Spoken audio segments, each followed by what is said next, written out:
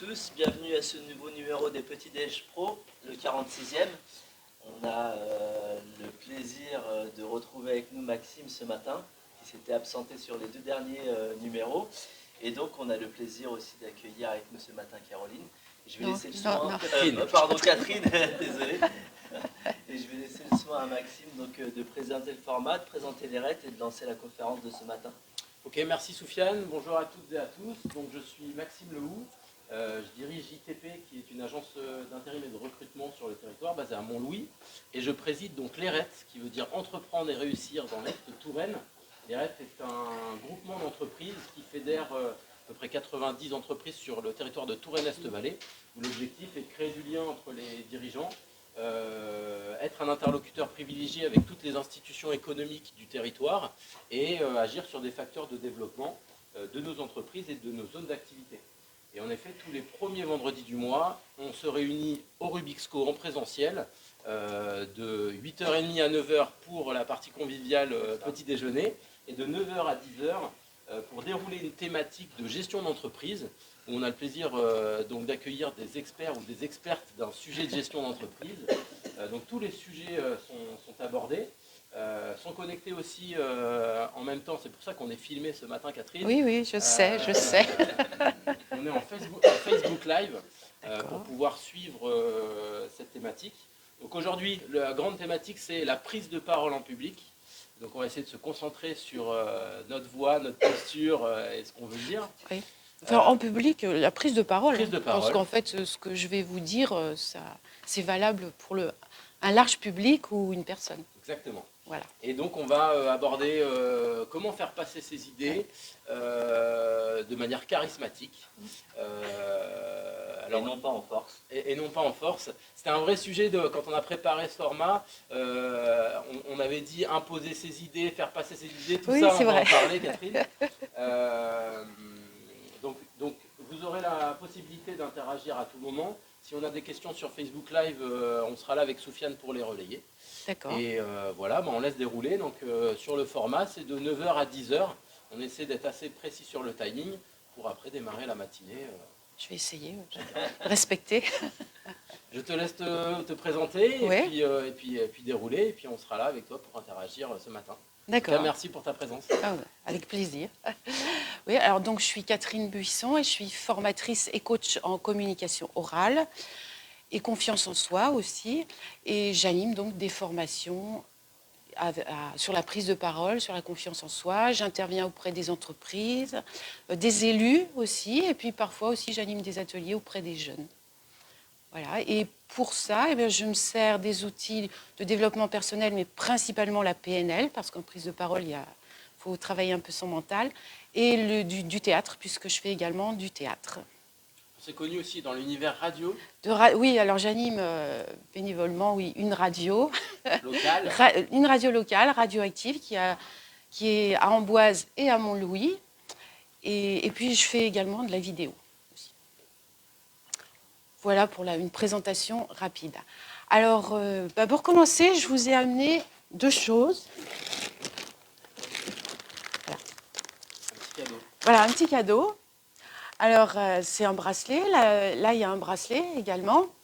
Donc, si je vous offre ce bracelet, quel format préférez-vous ?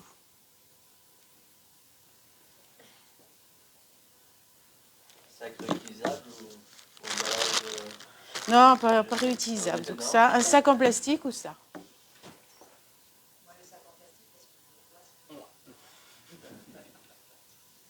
Ah oui, non, mais il n'y a pas de piège. Il n'y a pas de surprise de l'autre côté. Non, on vous offre un cadeau. Vous préférez qu'il soit joliment emballé ou dans un sac en plastique ?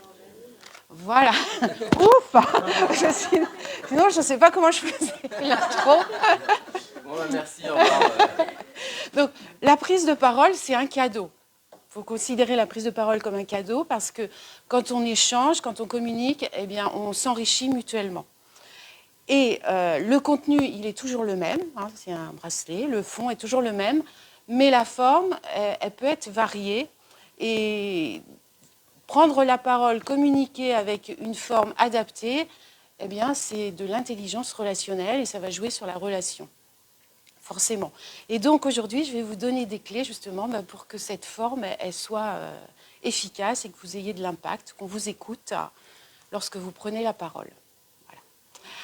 Donc, pour commencer, et alors, oui, vous avez tout intérêt en tant que chef d'entreprise, puisque vous communiquez avec vos collaborateurs, vos fournisseurs, les banquiers aussi, les clients. Alors, donc, aujourd'hui, on va voir... Merci. Donc, dans un premier temps, je vais vous dire comment préparer votre prise de parole, et ça, c'est hyper important. Dans un deuxième temps, je vais vous donner des astuces pour développer votre charisme, la façon dont vous vous comportez. Et dans un troisième temps, je vous dirai quand même 2 choses sur le contenu. Mais c'est vrai qu'aujourd'hui, ça va plus être sur la forme. Voilà.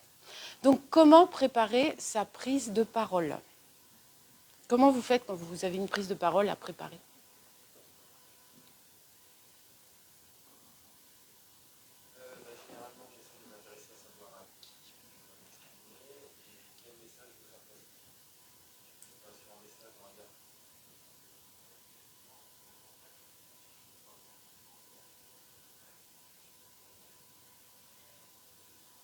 Oui, c'est ça, oui, je vais y venir. Mais avant tout, c'est de savoir de quoi vous allez parler et de bien cadrer votre sujet. Parce que quand on ne cadre pas, parfois on se perd. Et une conférence qui doit durer un quart d'heure dure 1 heure. Il y en a comme ça. Et donc, vraiment bien cadrer votre sujet. Et puis, si on vous pose des questions et que c'est hors sujet, ça ne vous empêche pas d'y répondre hors conférence. Mais voilà, vous dites à la personne, ce n'est pas le sujet, quoi. Donc ça, c'est vraiment très important de savoir de quoi vous allez parler précisément. C'est dans ce sens-là. Oui. Préparer sa prise de parole. Voilà, de quoi je parle exactement. Ensuite, effectivement, la cible. À qui on s'adresse? Et surtout, quelles sont ses caractéristiques? Parce que selon les personnes à qui vous allez vous adresser, eh bien, vous allez adapter. Si vous vous adressez à des jeunes, ce ne sera pas la même chose qu'à des seniors. Des chefs d'entreprise, ce sera différent que des étudiants, etc. Et surtout, qu'est-ce qui intéresse le public? Quelle réponse est-il venu chercher? Parce que bien souvent, on prépare un discours, puis on se dit « ouais, je vais dire ça, je vais dire ça, je vais dire ça », mais est-ce que c'est vraiment ce qui intéresse les personnes que vous avez en face? Pas toujours. Pas toujours. J'ai un exemple, c'est auprès d'élus. Il y avait un problème de changement d'adresse, parce que la mairie avait déménagé, et donc la place de la mairie, c'était plus ça. Et ils voulaient changer le nom de la place de la mairie, et les gens qui habitent là, ils sont contre. Et en fait, alors ils sont focalisés là-dessus, l'équipe municipale, oui, ils veulent, ils nous critiquent, tout ça. Mais en fait, je pense que la vraie réponse, c'était: est-ce qu'on peut vous aider à faire vos papiers administratifs pour changer d'adresse? Et c'est pour ça qu'il faut vraiment être ouvert quand on se pose les questions, quand on prépare une prise de parole. C'est vraiment qu'est-ce qu'attend l'autre. Les autres, ils n'avaient peut-être pas en tête de gêner, d'embêter l'équipe municipale, mais seulement ils se sont dit, si on change d'adresse, ça va être... Parce que c'est assez compliqué quand même, les papiers administratifs. Et c'est pour ça qu'il faut vraiment être très ouvert, quoi, se demander ce que l'autre attend comme réponse et quelle solution on peut lui apporter. Et ensuite, alors ça, ah ben oui, donc ça c'était la cible, qui est-elle, et qu'est-ce qu'elle attend? Et puis ensuite, voilà, je vais vous parler de vous, et alors là, je vais être un peu plus longue parce que c'est hyper important de vous préparer. Alors déjà, quel est votre objectif de communication lorsque vous prenez la parole? Qu'est-ce que vous voulez à la fin obtenir du public? Et ça va être le fil conducteur quand même de votre prise de parole. Mais il n'y a pas que ça, il y a aussi votre objectif personnel. C'est-à-dire, oui, qu'est-ce que vous voulez obtenir de cette prise de parole à titre personnel? Alors, je ne sais pas, moi, si par exemple, vous allez vous avez rendez-vous avec des clients, bon, alors vous voulez développer votre entreprise, pourquoi? À titre personnel, certainement, pour gagner de l'argent ou embaucher plus de de proposer plus d'offres d'emploi ou, oui, ou gagner plus de l'argent pour faire un beau cadeau à votre compagne ou compagnon. Mais enfin, à titre personnel, sachez pourquoi vous prenez la parole. Et c'est vraiment hyper important de savoir ça, où vous en êtes. Et ensuite aussi, il y a pourquoi vous prenez la parole. Pourquoi vous prenez... donner du sens à ce que vous dites. Parfois, dans mes formations, je demande aux gens, bon, je travaille pas mal avec des élus et on parle des discours qu'ils ont à préparer. Et bah, eux, c'est vrai qu'il y a des discours qui reviennent chaque année. Bah oui, bah, qu'est-ce que tu veux que je dise? Ils savent pas, ils savent même plus pourquoi ils prennent la parole. Donc c'est quand même important de donner du sens à ce qu'on dit.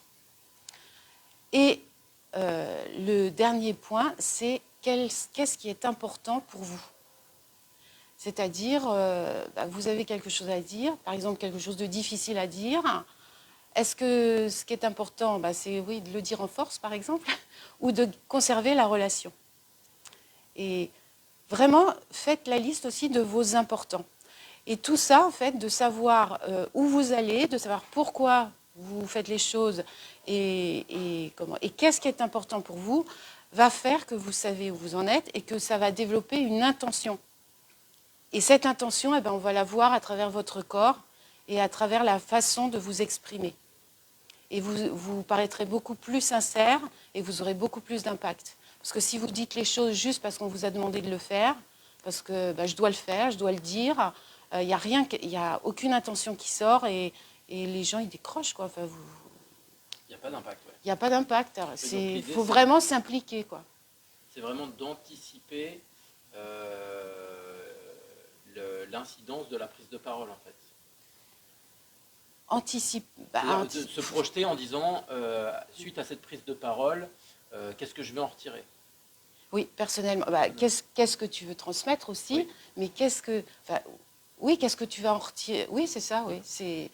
En fait, c'est la motivation, hein, c'est la clé de la motivation. Pourquoi on fait les choses?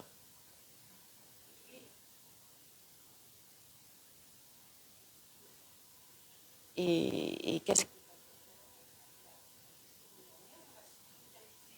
sur le résultat et les moyens, et on ne va plus du tout penser au doute. Si par exemple vous allez faire une balade en vélo, si vous vous dites et si je crève, et si je me perds, et si, parce que c'est souvent ça la prise de parole, si j'ai un trou de mémoire, s'il me juge, ça se passe mal, quoi. Tandis que si vous vous dites je vais aller là, je vais passer par là, vous êtes focalisé sur votre but et ça se passe beaucoup mieux. Et parce que le cerveau ne peut pas en fait se focaliser, ne peut pas avoir deux idées antagonistes. Il ne peut pas avoir de l'indétermination et des doutes. Donc en travaillant vraiment sur votre attention. Pas de place à l'improvisation. Alors l'improvisation. Parce que effectivement, à un moment donné, on peut avoir une question dans sa prise de parole qui va un peu nous déstabiliser, pour lequel on n'aurait pas préparé de réponse, on n'aurait pas préparé d'argumentation. Il faut improviser. Si on travaille le sujet, normalement, si on a bien préparé, il n'y a pas d'impro. Ou alors c'est que c'est du hors-sujet. Voilà, c'est ce que j'allais dire. Ouais. C'est du hors-sujet. Bon, après, l'impro, ça peut arriver. Ouais, bien sûr. Mais quand on connaît son sujet, de toute façon, soit on connaît son sujet, on répond, soit on ne connaît pas et on dit je me renseigne. Je crois qu'il ne faut pas. Oui.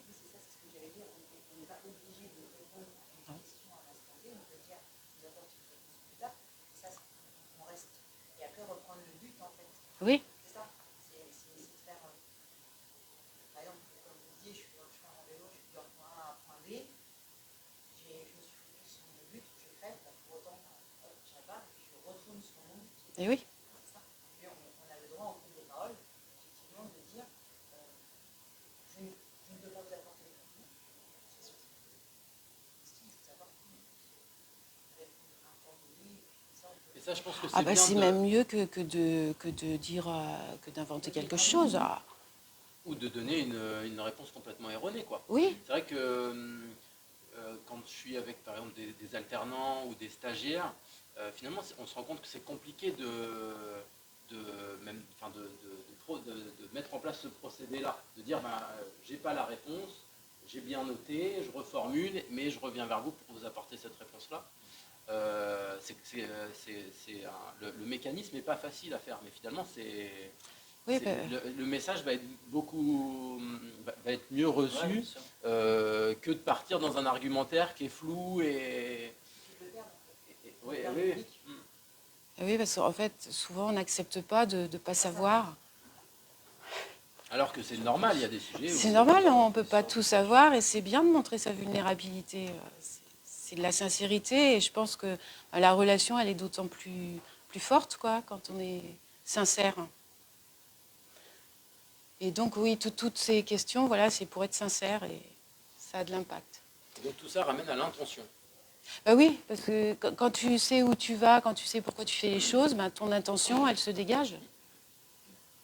C'est pas du... C'est clair. Voilà, c'est clair. Voilà. Donc vraiment, préparez-vous et oui, voilà, ayez de l'intention, montrez ce que vous avez dans les tripes, en gros. Et alors le 4e point, c'est quel est votre message essentiel, c'est-à-dire qu'est-ce que vous voulez que le public retienne absolument à la fin, parce que le public ne retient pas tout, mais qu'est-ce que vous voulez qu'il retienne vraiment à la fin? Et ça, donc, va falloir insister là-dessus et puis conduire votre discours de façon à ce qu'il retienne vraiment la chose importante que vous voulez lui communiquer. Voilà. Alors ça, c'est pour la première partie. C'est vrai que c'est important parce que dans la prise de parole, en fait, il y a énormément de choses qui se perdent. On avait fait un petit déj pro à ce sujet-là, où on avait parlé du verbal, paraverbal, et puis au final, à la fin, ce qui en ressort, c'est, je crois qu'on est de l'ordre de 5%. Ouais. Des mots, oui, alors c'est... je ne sais plus son nom, mais bon, 7% des mots, ça doit être 50 et quelques pourcents de l'attitude qui a de l'influence sur les gens, et puis 30 et quelques pourcents sur la voix. Mais bon, oui, je ne sais pas si c'est vraiment... Moi, je pense que les deux sont importants, les mots et l'attitude. Après, c'est vrai que si on a une attitude qui n'est pas charismatique, on aura beaucoup moins d'impact. Mais... J'ai une question sur oui. le message essentiel. Oui. Moi, j'ai fait une formation sur la structure d'un mail, et le message passé par mail. Est-ce que c'est différent? Je vais vous demander pourquoi. Dans le mail, dans la lecture d'un mail, c'est clair que le message il doit être fait ce qu'on demande, ce qu'on a besoin dans le mail, en première phrase. Déjà, bien faire dans l'objet, et quand on écrit notre mail, que le premier message essentiel soit en début, parce que si on fait un pavé, on perd le lecteur. Oui, oui. Dans la prise de parole. Donner le but tout de suite, quoi. En fait, voilà. Et après, expliquer le pourquoi. Et pas expliquer le pourquoi et le but. Sinon, on perd le lecteur. Tu veux prendre rendez-vous avec un interlocuteur, si tu demandes le rendez-vous à la fin de ton mail, c'est... Il a perdu, en fait. Il faut je vous contacte parce que mon objectif, c'est de vous rencontrer. Ensuite, tu et voilà le pourquoi. Et en fait, il explique bien dans la formation, c'est que déjà l'objet doit être précis, le message principal en haut, et ensuite l'explication. Dans la prise de parole, est-ce que c'est pareil, ou on le répète plusieurs fois pour que le message soit pris, ou on le redit à la fin? Parce que si je le dis au début d'un discours, il est probable que, en fonction de la durée du discours... Tu l'as déjà dit. La prise de parole, il y a une formule, c'est je dis ce que je vais dire, je le dis et je dis ce que j'ai dit. Voilà, on répète. Après, il y a pour les chiffres et tout ça, effectivement, en fait, il faut toucher d'abord la personne, aller toucher les émotions. Alors, mais on va le voir après, ça. Je vous en parle après, d'accord, dans le contenu. Donc voilà, ça c'est pour la première partie. Donc première partie, oui, bien cadrer votre sujet, qui est la cible et surtout savoir ce qui l'intéresse, vous, où vous en êtes, vos objectifs, votre pourquoi et vos importants, et le message essentiel. Maintenant, on va voir le charisme, deuxième partie. Donc, alors, j'ai trouvé une petite astuce. Quand on prend la parole, en fait, c'est comme si on allait à un rendez-vous. Et l'abréviation de rendez-vous, c'est RDV. Enfin, en tout cas, moi, j'abrège rendez-vous RDV. Voilà. Alors, R, c'est comme redressement. C'est-à-dire qu'on se redresse et on s'ancre bien. Alors, je vais vous faire une petite expérience. Vous allez vous mettre comme ça, là, les épaules tombantes. Et puis, vous allez imaginer que vous avez un escalier de 1000 marches à monter. Voilà, comme ça. Quelle sensation vous avez? Voilà. Et maintenant, vous remontez votre centimètre, là, vous redressez. Et pareil, vous avez quelle sensation vous avez? Voilà. Et rien qu'en changeant 1 centimètre dans la posture. Quoi. Enfin, ça, c'est pour que vous preniez conscience de l'importance du corps. On s'aide vraiment avec son corps. C'est très, très important. Mais donc, oui, le charisme, c'est quand même être à la verticale, d'ailleurs. Ah oui. Voilà. C'est le propre de l'homme d'être à la verticale. Donc, on se tient droit. Et puis, on s'ancre bien aussi. On n'est pas comme ça à danser sur les jambes ou les jambes croisées. Non, on est solide sur nos jambes et on est à la verticale. Ça, c'est pour le corps, pour le R. Pour le D, c'est alors découverte. Alors, on découvre l'autre avec ses yeux, principalement. Et les yeux, alors le regard, c'est hyper important. Parce que ça crée du lien, c'est très très puissant, le regard. Et bien souvent, oui, on a peur de prendre la parole parce qu'on est regardé. Alors, je vais vous faire un petit exercice, vous allez vous mettre 2 par 2. Vous allez vous regarder. Ah oui, j'ai pas. Faut que je chronomètre. Pendant 1 minute. Regarde pendant 1 minute. Oui, pendant 1 minute. Alors attendez, je vais donner. Sur Facebook, ça va être compliqué de se regarder. Oui. Comment? Oui, ah si, non, mais c'est bon. Sur Facebook, ils peuvent regarder. Ils feront l'expérience. Regardez la caméra. Vous ferez l'expérience ce soir ou à midi avec vos chronomètres. Voilà. Bon, allez-y. C'est parti. 1 minute. Sans parler. On se regarde sans parler.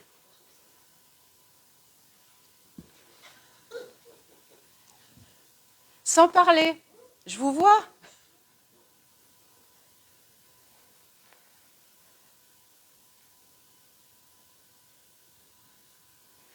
Ah oui.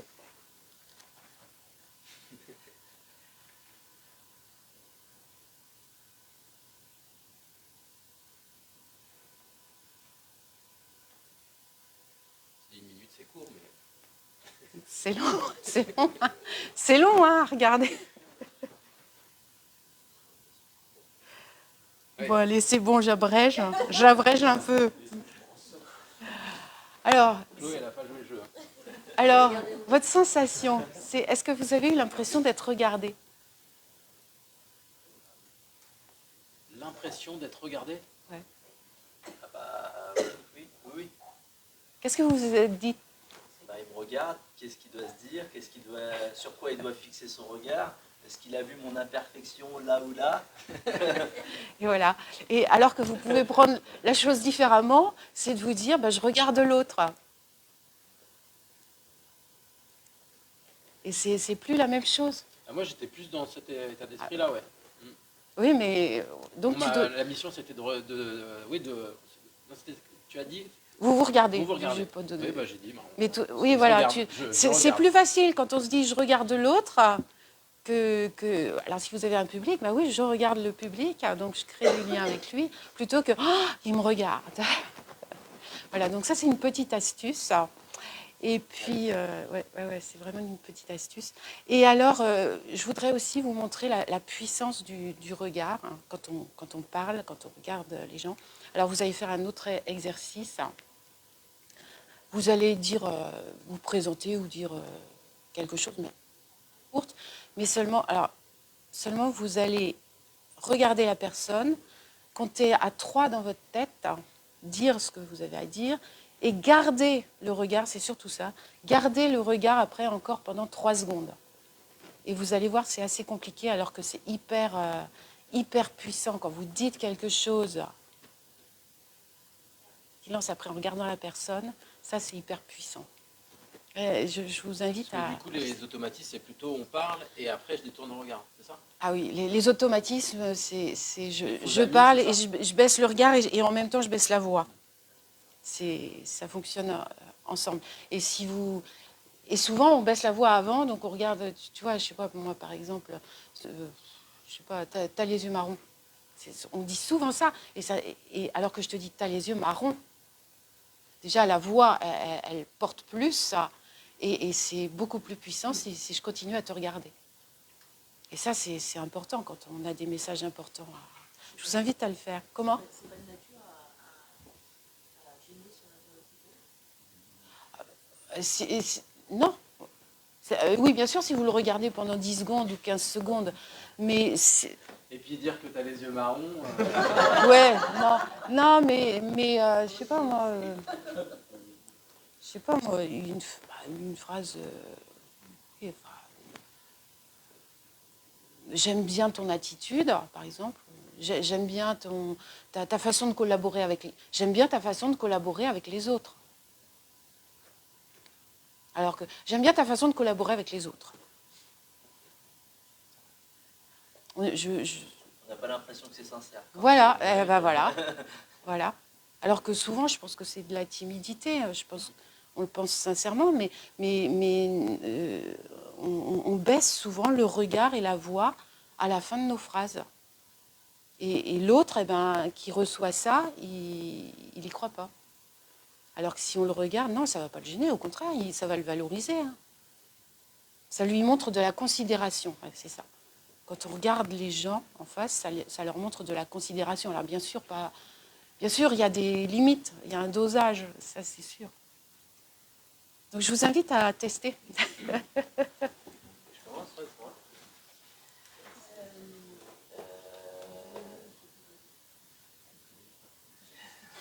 Moi j'en ai une. Moi. Je suis très heureux d'animer les petits déj pro avec toi tous les premiers vendredis du mois. Eh bien moi, figure-toi, que j'aime bien la manière de prendre la parole en public. Ouais, c'est bien. C'est vrai que l'impact il est ici. Le regard, c'est regard et silence. Donc découvrir. Découverte, le regard. Voilà, vous avez testé?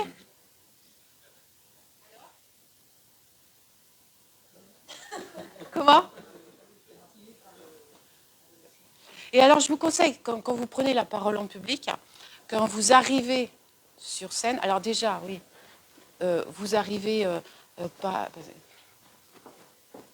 Non, pas comme ça, hein, vous arrivez d'une façon assez dynamique, et alors vous regardez pendant 3-4 secondes, vous regardez sans rien dire. Et après, vous dites bonjour. Et là, déjà là, vous créez du lien. Quoi. Voilà, vraiment, le regard, c'est hyper puissant. Et, donc le V.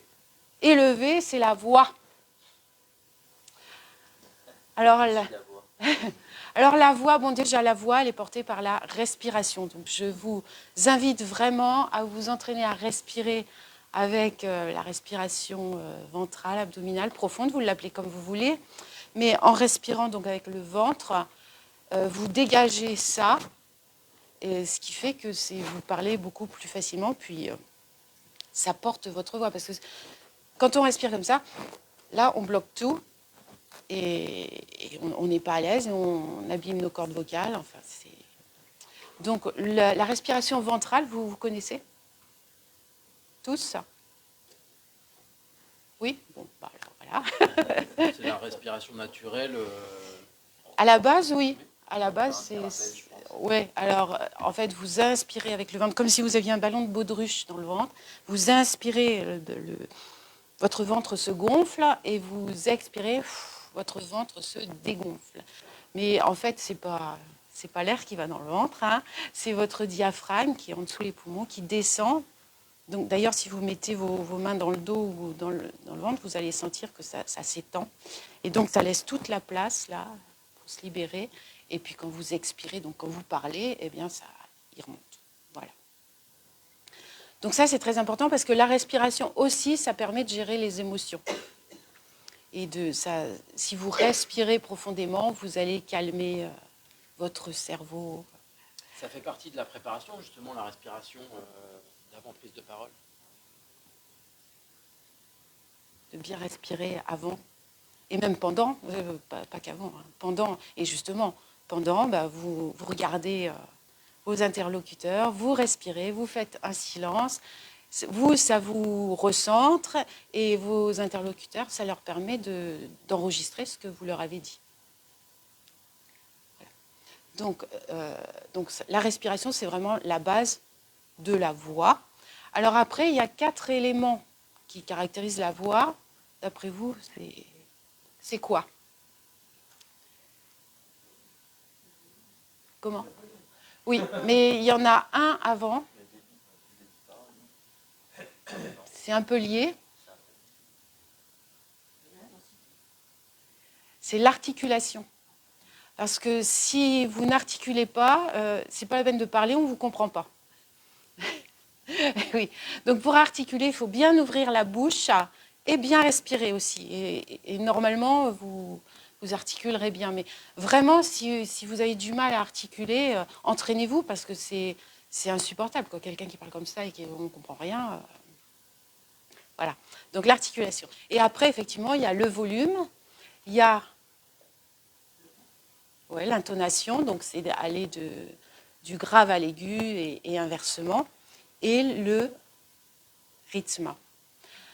Donc le volume, alors quand vous parlez peut-être de choses un peu plus intimistes, vous allez peut-être baisser le volume. Quand vraiment vous voulez dire quelque chose, le crier, vous ne criez pas, mais vous le dites d'une façon forte. Et donc en fait, il faut jouer pour que votre voix soit variée et intéressante. Il faut jouer avec le volume, l'intonation, le grave et l'aigu et le rythme. Et le rythme, respirez, faites des silences. Et c'est vraiment très, très important. Il y a vraiment beaucoup de personnes qui parlent à toute vitesse. On est donc, et le silence accompagné d'un regard, là, vous avez de l'impact, quoi. Une bonne prise de parole, c'est justement varier tous ces paramètres-là.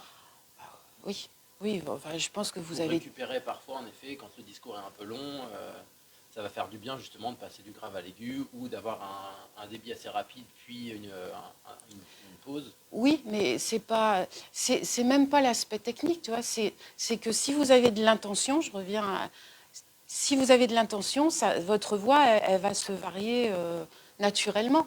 Et c'est ce qui donne la vie, c'est ce qui montre votre sincérité, c'est ce qui donne l'intérêt. Enfin, je suppose que vous avez tous participé déjà à une conférence où la personne a été devant son pupitre, lisait, et c'était d'une voix monocorde. Au bout de 2 minutes, je pense que vous n'écoutiez plus pratiquement. Enfin, vous avez eu envie de dormir. C'est quelqu'un qui est passionné. Oui, ça montre aussi la passion que tu as, l'intérêt du sujet, quoi, que tu as pour le sujet. Et si on a de l'intérêt pour le sujet, on a de grandes chances aussi de le transmettre. Si on n'y croit pas, on ne va rien transmettre du tout, sauf le sommeil.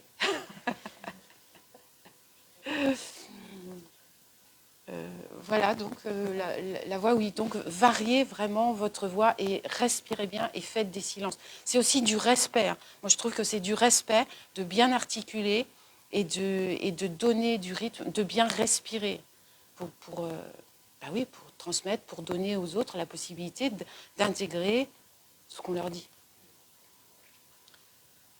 Alors donc voilà, la deuxième partie, c'est redressement. On se redresse, on regarde l'autre et on a une voix vivante, je veux dire, vivante. Et la troisième partie, c'est le contenu Alors, un contenu efficace, alors il y a deux choses, oui. D'être concret et concis. Alors, concret. Si, par exemple, je vous dis, ce matin, je me suis levée, j'étais pleine de joie. Voilà. Vous pensez quoi? Oui, pas grand-chose. Pourquoi? Parce que joie, ben, en fait, c'est un mot un peu conceptuel. Maintenant, si je vous dis, ce matin, je me suis levée, j'ai ouvert mes volets, j'ai entendu les oiseaux chanter, il y avait un super soleil, et ben, finalement, je suis allée dans mon jardin, je me suis pris un petit café au soleil, et j'écoutais les oiseaux, et j'ai passé un super moment, et ça m'a rempli de joie. Et là, qu'est-ce qui se passe? Ben, on se projette, on y est, on est avec Ouais, vous, vous avez toi. en fait, vous avez des images dans la tête, et donc une émotion, logiquement. Et vous comprenez aussi ce que je dis, ce que je ressens. Et c'est ça, c'est être concret, c'est utiliser des mots concrets. Ça, c'est le secret, c'est qu'ils créent des images dans la tête de votre public. Alors bon, on parle du storytelling, c'est ça, hein, c'est raconter une histoire.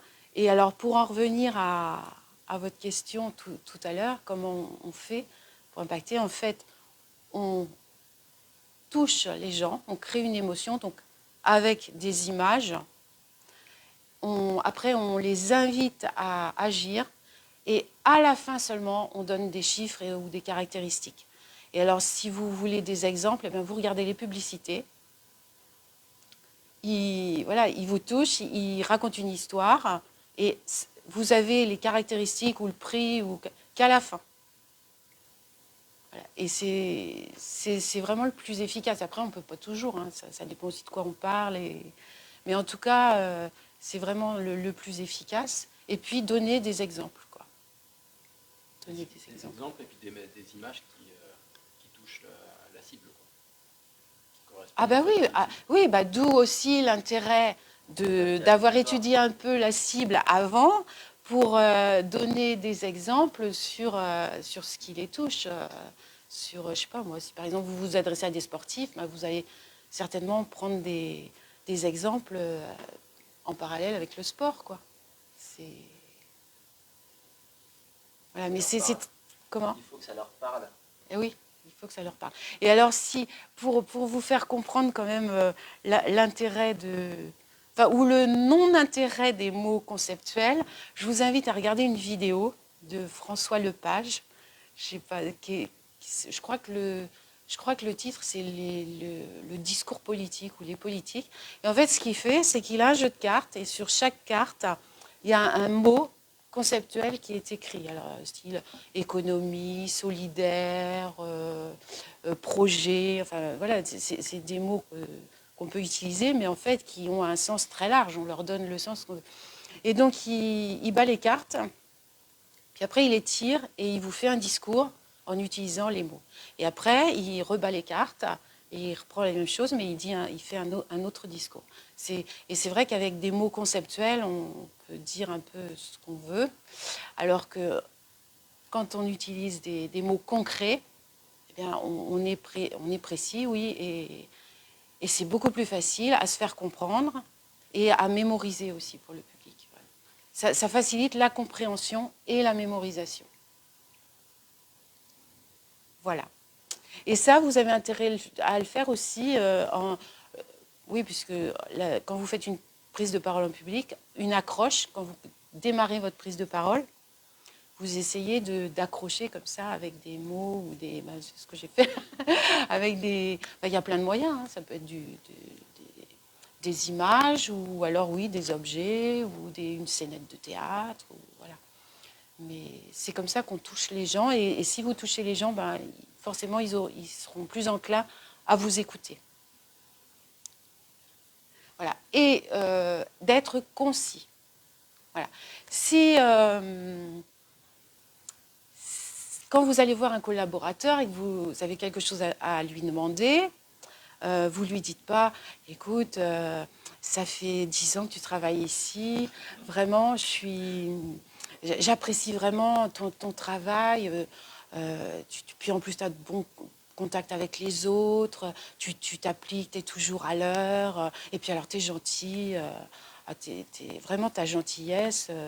D'ailleurs, écoute, j'apprécie vraiment, et d'ailleurs, tu voudrais pas aller me chercher un petit café vous dites pas ça, vous dites, vous venez, vous dites, tu veux bien aller me chercher un café, voilà, c'est tout.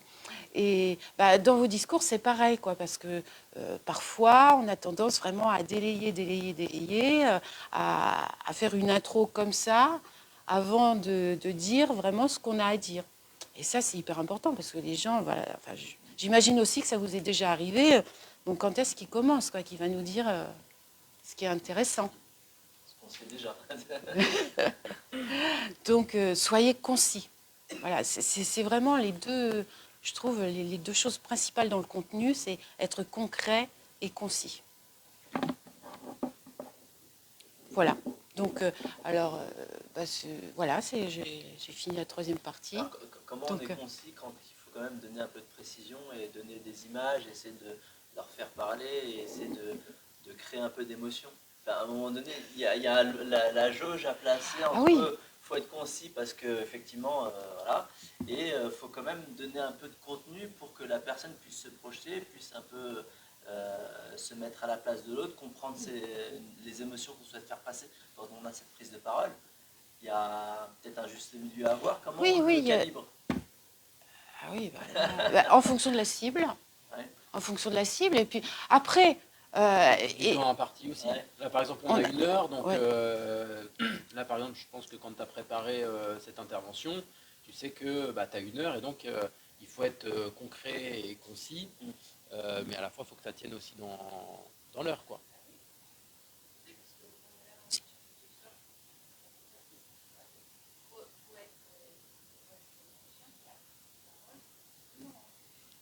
C'est un peu comme un instrument de musique. Enfin, je parle pour la forme. Hein, pour la forme.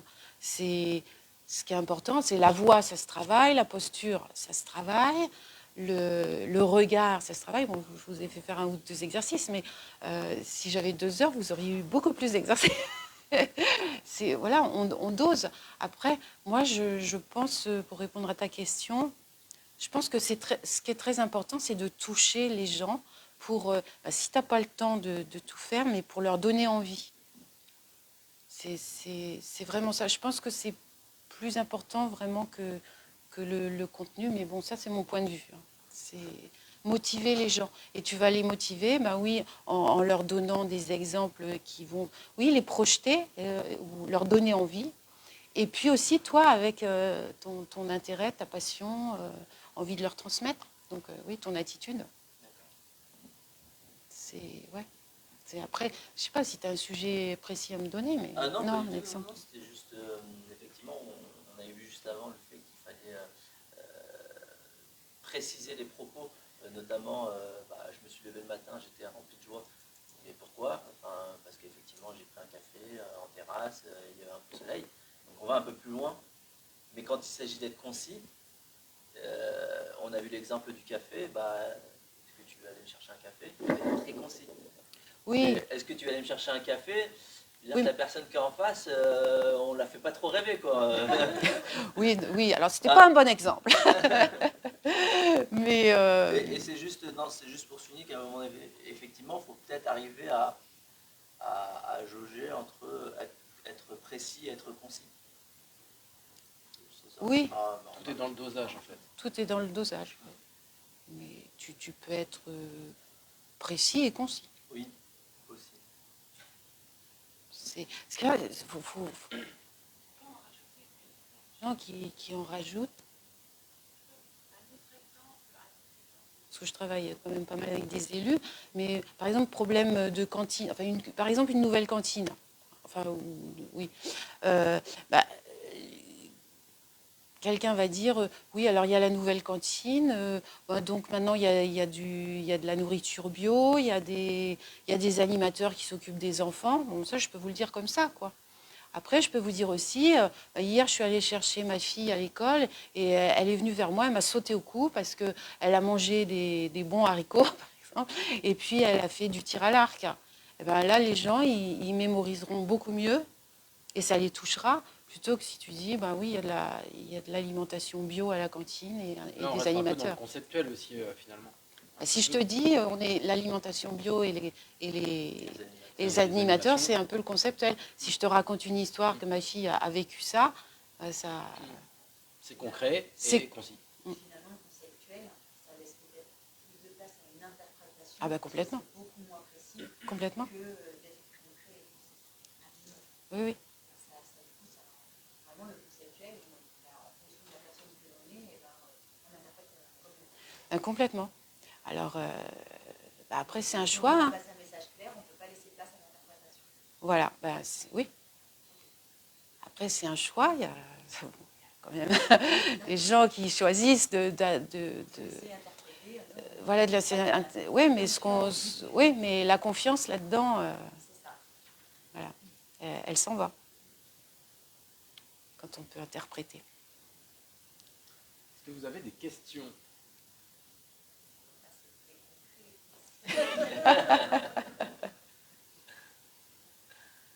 Moi, je voulais avoir Oui. ton avis. J'avais vu une conférence aussi sur la prise de parole et il parlait de points d'ancrage. Parfois, en effet, sur des conférences un peu longues, on peut perdre le fil. Et l'idée, c'était dans la préparation, de se mettre dans une position de confort et avoir un espèce de point d'ancrage. Donc ça peut être, je sais pas moi, toucher ma montre ou faire quelque chose pour essayer de se raccrocher. Tu vois où je veux en venir? Oui, c'est parler un peu de- l'ancrage, Ouais. c'est en PNL. Juste pour aller plus mais loin c'est dans plus ta pour les- question, quand on est sur une prise de parole envers le public, le regard, il doit être ancré. Est-ce qu'il doit être posé à un endroit? Non. Ou est-ce Ou qu'on balayé. doit le balayer ou pour aller un peu plus loin dans Alors, sa question? ouais, balayer, mais bon, si vous avez une grande salle, en fait, vous parlez à... Vous découpez la salle, et puis vous parlez, vous dites quand même plusieurs phrases sur... oui, vous pouvez regarder une personne sur un coin de la salle, et après, sur une respiration et un silence, par exemple, toc, vous changez, vous allez là-haut, et puis après, vous changez. Mais surtout, vous ne faites pas ça, parce que là, ça fait un peu comme les gens qui filment en caméra, puis que ça donne le mal de mer, quoi. Non, vous posez, et puis voilà, vous parlez un peu, et après, vous changez de... Mais effectivement, il faut balayer la salle. Voilà. Et l'ancrage, alors, enfin, pour moi, c'est plus pour une émotion. Pour gérer une émotion. Il y a un processus. Il y a un processus qui fait que tu peux te créer un ancrage, oui, pour déclencher une émotion. Alors, très rapidement, tu te mets dans l'émotion, tu te trouves un geste ou une image ou un son. Enfin, le son, c'est peut-être plus embêtant. Mais, et donc, tu le fais donc, dans l'émotion où tu es. Et puis, bon, bah, après, tu changes d'esprit. Et en fait, après, quand tu refais le geste, tu as l'émotion qui arrive. Alors, ça peut être n'importe quelle émotion. Tu peux faire ça pour n'importe quelle émotion. Après, pour mémoriser... Donc les acteurs, ils doivent faire que ça, pour avoir des charges Mais d'émotions. ça, c'est plus une émotion. Il y a un moyen en théâtre pour mémoriser, c'est que tu peux, par exemple, changer de pièce. Oui, ou de position. Oui, de position. C'est-à-dire que tu as une scène, tu vas te mettre dans la cuisine ou dans une certaine position, puis dans une autre scène, tu vas changer. Et en fait, le corps mémorise. C'est ça, le corps mémorise tout. On peut vraiment s'aider beaucoup avec son corps. Donc, et puis, de toute façon, quand on a une prise de parole importante, il faut s'entraîner. Ça, c'est indispensable de s'entraîner. Ton prochain discours, tu le mémorises en temps de Attendez, j'ai perdu le fil. Et après, se préparer, c'est-à-dire le préparer à l'écrit, avoir... parce qu'il peut y avoir la tangente du par cœur derrière, qui doit être horrible pour une prise de parole. Alors, le par cœur, oui, c'est horrible. Après, sauf si on est très doué. Si on est très doué, ça fait un peu comme au théâtre. Hein. Au théâtre, on joue un rôle et on est dedans. Donc, si on est très doué, mais c'est quand même pas le cas de tout le monde, donc vaut mieux préparer. Mais alors, plutôt que de passer 3 heures à écrire un discours, passer peut-être 1 heure et puis après 2 heures à s'entraîner. Ce sera beaucoup plus efficace. Donc s'entraîner, c'est-à-dire utiliser sa voix et Ouais, tu te mets devant un miroir ou devant quelqu'un et puis on déroule. Tu déroules, ouais, tu déroules. Et puis si vous avez une feuille, vraiment, entraînez-vous à lire, mémoriser. Alors pour vous entraîner, mémoriser et vous dites en parlant, en regardant. Bon après, bien sûr, quand le jour où vous allez faire votre discours, vous aurez des moments où vous aurez les yeux sur votre discours. Mais entraînez-vous à parler en regardant le public, parce que c'est horrible quelqu'un qui est comme ça et qui ne lève pas la tête. Et c'est pas évident hein, d'avoir ce réflexe de regarder quand on a une feuille. On est dans l'ère où on présente de plus en plus de choses via un support, un diaporama, un PowerPoint. Et effectivement, pas mal de personnes présentent en lisant le contenu qui est déjà affiché, Ouais. et c'est le fil de la présentation en fait. Donc quand on est dans l'auditoire, on voit déjà ce qu'il y a à l'écran, puis c'est une lecture à voix haute en fait de la présentation, et ça c'est le meilleur moyen de perdre les gens. Et complètement. Complètement. Non, le PowerPoint, il doit illustrer votre discours, c'est juste un appui, mais il ne vous remplace pas, quoi. Oui, ça peut aider aussi, ça c'est vrai. Quand on a un plan, bah, c'est vrai que ça aide. Si le discours est long, justement, ça peut aider. Mais c'est des images. Et alors, surtout illustrer le discours, quoi. Illustrer. Mais on en avait fait part avec Chloé et Soufiane dans la préparation. Tu nous as envoyé avant le contenu. Et puis on l'a dit, bah, en fait c'est chouette parce que c'est vrai qu'on a notre 46e, donc on en a vu des présentations. Et là, pour le coup, bah, on est sur du concret concis. On s'est dit, bah, par contre, il faut Catherine à l'assure derrière parce qu'il faut l'alimenter. Mais finalement, on s'est dit, bah, c'est efficace, ça met en avant. Et puis, on parle soit de sa image ou ça met concrètement des mots sur. Oui, ça illustre. Et encore là, j'ai fait une erreur. C'est que normalement, vous mettez une diapo, vous la laissez 4-5 secondes, quoi, et après vous éteignez, parce qu'en fait, les gens, ils ont aussi tendance à continuer à regarder la diapo, quoi. Donc normalement, il faut faire le noir entre les diapos. Bon, mais enfin là, il n'y avait pas grand-chose. Mais si, c'est une image, ça peut vous... Je suis pas douée, hein. Oui, là, après, c'est moi, mais... Non, mais une image, après, voilà, on peut... Voilà ça. Alors, quelqu'un d'un peu distrait, il regarde l'image, il dit ouais. Et donc c'est pour ça. Il se focalise sur l'image finalement. Voilà, vaut mieux faire le noir entre les diapos. Voilà, donc alors pour résumer, vous préparez votre prise de parole en cadrant bien le sujet, en vous posant des questions sur la cible, en vous posant des questions sur vous aussi, afin de savoir vraiment pourquoi vous faites les choses et de finalement stimuler votre motivation et votre intention, et en déterminant le message essentiel. Pour le charisme, RDV, redressement, découverte, regard, quoi, et la voix. Et pour le contenu, bah, soyez concret, créez des images dans la tête des gens et concis. Et j'ai terminé, je vous remercie. Sauf si vous avez des questions, bien sûr. Dernière question. On a été 9h57, c'est efficace. Oui, on n'a plus qu'à vous remercier pour votre participation, vous remercier merci pour beaucoup. votre présentation. Vous donnez rendez-vous. On peut remettre effectivement ta slide sur, là, avec tes coordonnées. On a le numéro de téléphone, on a l'adresse mail, on a le site internet. C'est précis, c'est conçu, c'est concret. Il y a l'essentiel. Merci beaucoup, Catherine. Merci à vous de m'avoir reçu. Merci d'être venu. On se retrouve le mois prochain pour le 47e Petit Déj Pro. À bientôt, bonne journée.